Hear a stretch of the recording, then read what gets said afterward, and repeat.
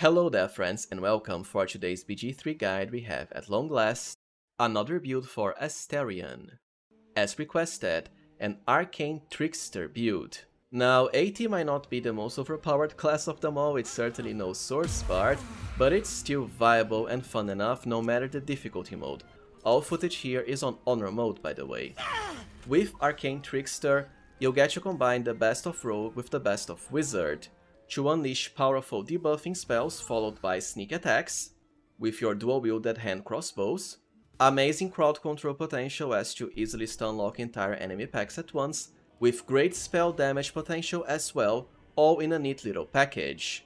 And yes, this build will also work for the main character and anyone else, but I do think the devs intended Astarion to be an Arcane Trickster, so without further ado let's get started into our Arcane Trickster Astarion build. First with character creation. And well, you have to be a rogue first. Sadly, sneak attack has been greatly nerfed in 5th edition D&D as it only works once per turn as opposed to all of your attacks. Anyways, if you're going with Astarion you can't really select his race, but elf is good enough. Ideally, if playing with the main character, go with wood half elf as usual or wood elf. And as far as your stats, well, both dexterity and intelligence are pretty important, so be sure to start with 16. Now, if this is the main character, you can also start with 17 in one of them, depending on what you prefer to increase dexterity for higher initiative and more ranged attack damage with your dual-wielded hand crossbows, or higher intelligence for more spell difficulty class, and also slightly higher damage from some gear choices. For Astarion though, 16 is more than enough. Then the classic 14 Constitution just in case for some nice hit points, followed by 12 Wisdom. The reason is simple, Astarion is meant to be your main rogue as to detect traps and unlock chests. His background already enhances sleight of hand, and we want to specialize in that, and also my second preferred pick is Perception, because Perception is what's used to detect traps, and I'd rather have it all in one character, part of why we're going with Wisdom, but it also helps with saving throws against most common debilitating effects. Besides that, Stealth. I also like Investigation because we do have high intelligence, but there aren't that many checks of it in the game. Followed by whatever you want. I don't see much of a point in the main dialogue skills based on charisma like Persuasion. I'd rather have this on the main character, but if you want them on Astarion, start with 12 charisma instead. Rogue level 2 just means some extra abilities as bonus actions, especially useful for dash to run away in Iron Man mode, and hide. Level 3 of course means Arcane Trickster at last. As I mentioned before, it is not exactly overpowered or anything. It's viable, however. You can select some cantrips. My preferred pick is first Ray of Frost, because the damage is cold, which means it's very easy to double it by making enemies wet first, such as from the Create Water spell, which clerics get, like my Shadowheart build. Followed by whatever else you want. Minor Illusion is pretty fun and fits a Trickster build. For your Arcane Trickster spells you have a pretty small selection, but we can overcome that just fine soon enough. Anyways, Hideous Laughter is the most important one here. In case you didn't know, Tasha is the name of the girl that requested a laughing spell in one of the D&D magazines from back in the day where people actually read magazines still. Anyways, anything else you want like Sleep or Charm Person. The expanded selection, however, is very good because this is where you can pick most of the best wizard spells. For the first pick you have 3 choices: Find Familiar for the Raven Path, which can blind enemies, Shield for extra defenses, or Fog Cloud, which is my preferred pick. I've already explained in my recent Best Party for Honor mode guide why Fog Cloud is so good. It is the easiest way to generate advantage on all party members' attacks on Tactician and Honor mode, so long as your character has the Dark Vision feature, and Astarion does as an elf. Plus, you can still use an offhand attack after casting Fog Cloud, and that can have sneak attack of course. Any other Trickster spell here, because you will just be replacing it now, such as Sleep, for one of the better wizard-specific spells. You can always replace even a normal trickster spell for a wizard one, which is very efficient. Once again, either find familiar or shield. You'll be getting them all soon enough anyways. Now, your first feat can go a number of different ways depending on which path you want to specialize further. For starters, Sharpshooter, if you want your Astarion to have as high range damage as possible. While he won't get any extra attacks, he still has a lot of actions from, for example, Haste, and of course the offhand attack is a bonus action. And this is my preferred pick because plus 10 damage is really good. Otherwise, if you want more spell power, go with Spell Sniper to increase your critical range with cantrips. And you might as well pick Eldritch Blast here. You can of course multiclass into Warlock, 2 levels are enough to increase Eldritch Blast, but you need high Charisma for that. Even without Warlock, it still works just fine. Lastly, if you want more spell DC, start increasing his intelligence as early as level 4. As I said, I prefer Sharpshooter now. From level 5 onwards, I'll be honest with you, there isn't much of a point into remaining an Arcane Trickster besides more sneak attack dice, but like I said, it's limited to once per turn.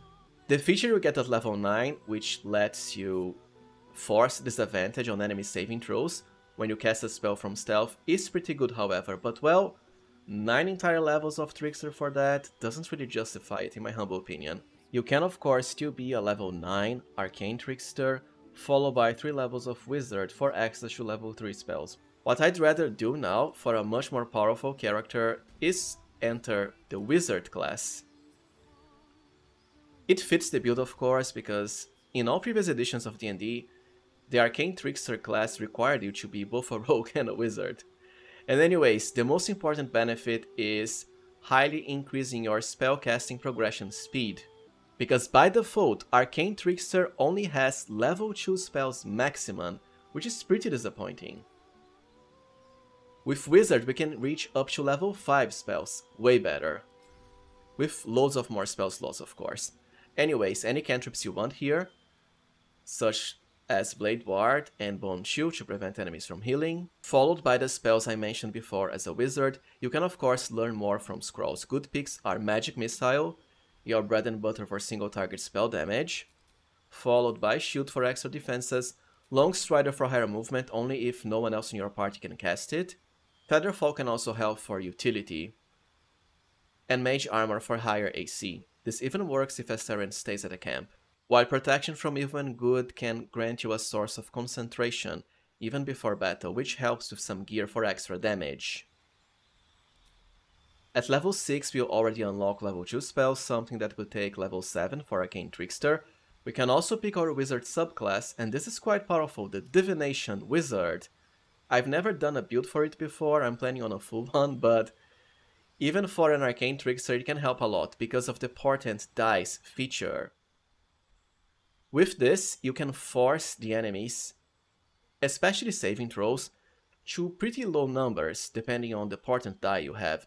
For example, you can force them to even roll a 1 on a saving throw, which is automatically a failure. But you can of course also use it to ensure your attacks hit the enemy. This works for everyone, both enemies and allies, so it's a very useful and efficient ability, even if the divination spells themselves aren't really good.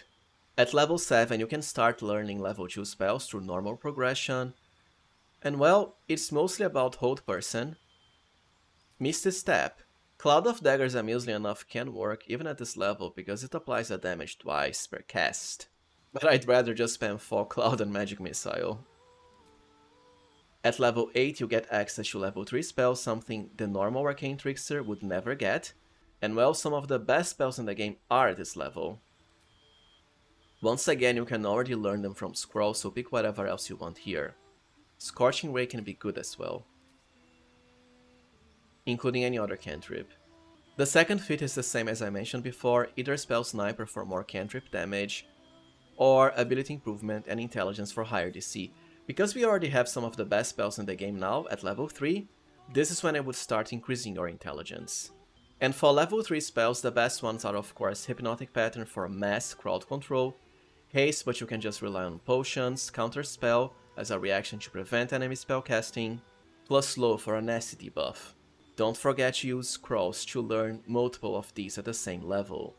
Level 10 as a Diviner Wizard actually increases the power of your Portent die, followed by Glyph of Warding, another amazing level 3 spell, and let's say Haste. Level 11 means level 4 spells, my favorites being Conjure Minor Elemental for the dual methods, and also Ice Storm, which can deal extreme damage just like the Ray of Frost cantrip if the enemies are wet. Meanwhile, level 12 means level 5 spells at last, that you'll have to learn from scrolls of course. Thankfully, with this multiclassing combination, you'll still get all the 3 feats available, and for me, it's time to maximize your intelligence. If you're the main character, you can have this even without a feat, so just go with Spell Sniper or anything else you want. Even Alert works. I do enjoy Alert, it's just that Astarion can get high initiative from high dexterity and gear, and we are kinda split between martial feats like Sharpshooter and spell ones. Also, I almost forgot, but you can pick the dual wielder feat to dual wield staffs, which are at their maximum power at this point in the game. Now let's cover gear for our Arcane Trickster Astarion, and this can also go 2 different ways. Support for higher range damage, or spell DC. For the helmet, during Act 1, either the Diadem of Arcane Synergy for higher damage, after all we are maxing our intelligence out, and Arcane Synergy is pretty easy to proc even on Honor mode, despite the nerfs, or the Shade Spell Circlet for more spell DC. As far as the second chapter, Fistbreaker Helm is pretty much the best, or just keep to the Diadem.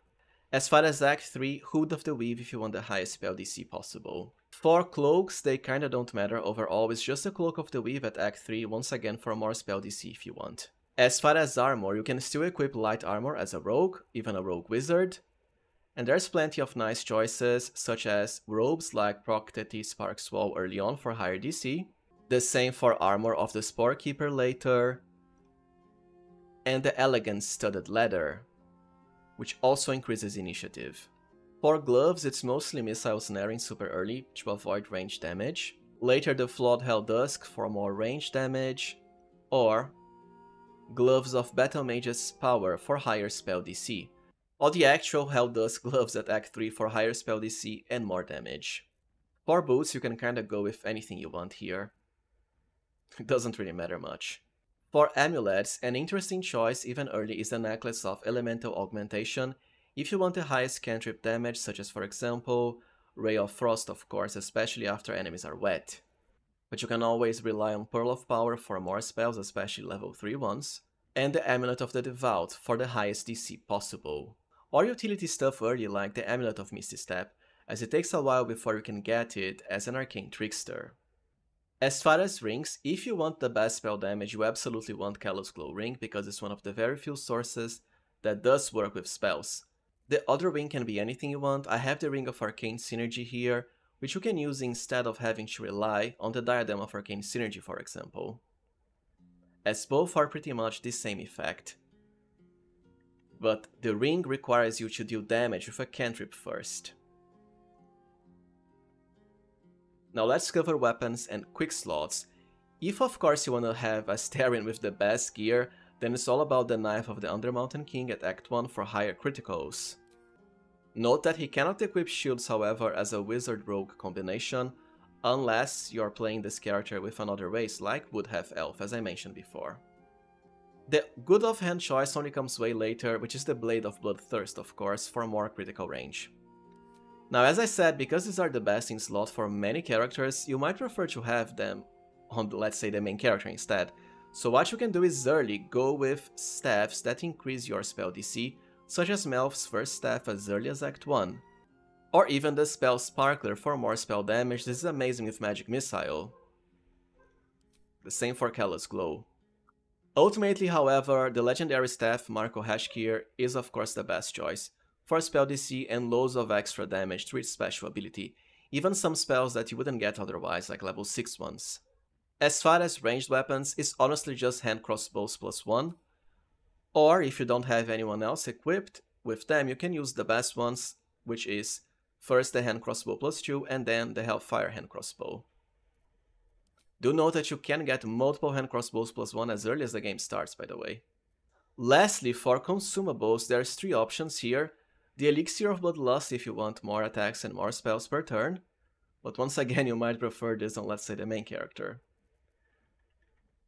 So instead, go for either the Elixir of Battle Mage's Power for higher spell DC, this keeps refreshing, which is very good, especially after you get level 3 spells, or just the Elixir of Vigilance, which is very easy to get in multiple amounts and essentially replaces the need for the Alert feat.